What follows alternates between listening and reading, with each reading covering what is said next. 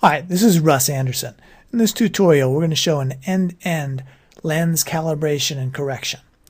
So here's the raw shot that we're starting with. And just to show you what happens, let's go run the auto tracker on this thing. And we're going to go and zap out a few trackers in the middle of this.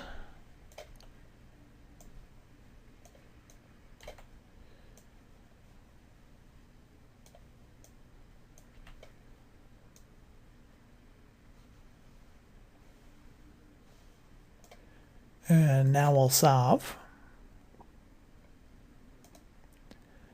So you get a solution around 5 pixels there, and basically all the trackers are bad. So this isn't really a particularly useful solution, even though it's okay. And the reason is that it's getting corrupted very, very badly by the lens distortion from this GoPro camera. And this is in R5 mode, I'll point out. So let's go take a look at a GoPro calibration sequence. So we're going to go and read that in.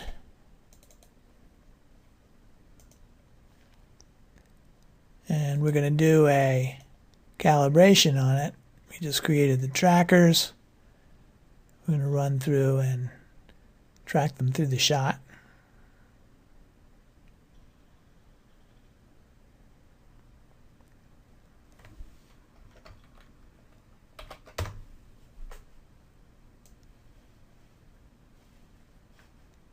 So that looks good. Let's go and create a preset for it. We're going to do a single pass version of this.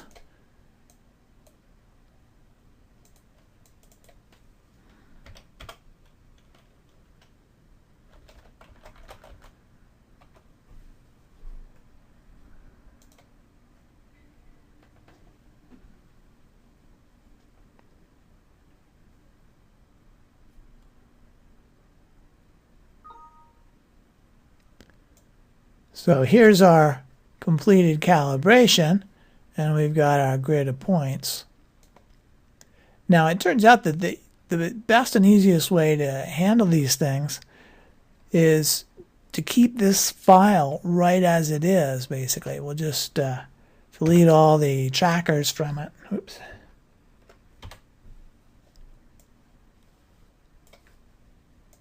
And now we'll save it away. So now we have something that's basically a preset for handling additional shots. Not only does it have the lens preset in it, and the lens preset only has data about how the lens operates, but this has the information from the rest of the image processor here, the zoom factors, the padding values as well. So to use this file now, we can use this on as many shots as we want. We can just go open up this scene file and say we want to change the shot images, and now let's go back to our original shot.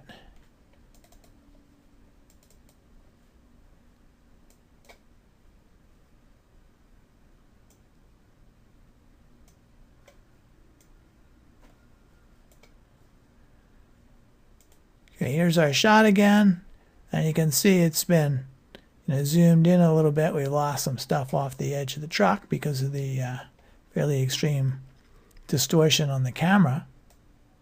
So now let's do the same thing again, though. We'll run the auto tracker, and we'll just go and start deleting our trackers back off again.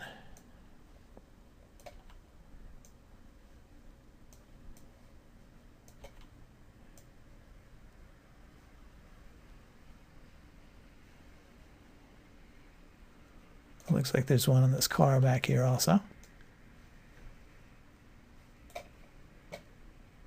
So now we'll do a solve. Now we're down around a little bit over 1 pixel an error. Let's do a tracker cleanup on it. So there are a couple other trackers that are a little problematic also. This one here is probably getting clipped by the truck. Some stuff far off in the distance in the tree branches. So let's just take those out, do this off. Now we're down around 0.6 of a pixel. So you can see the dramatic impact that correcting that lens distortion has had, and how we're able to really go through and do it rapidly. Once we've got that lens distortion file set up, we can just use it very easily. Thanks.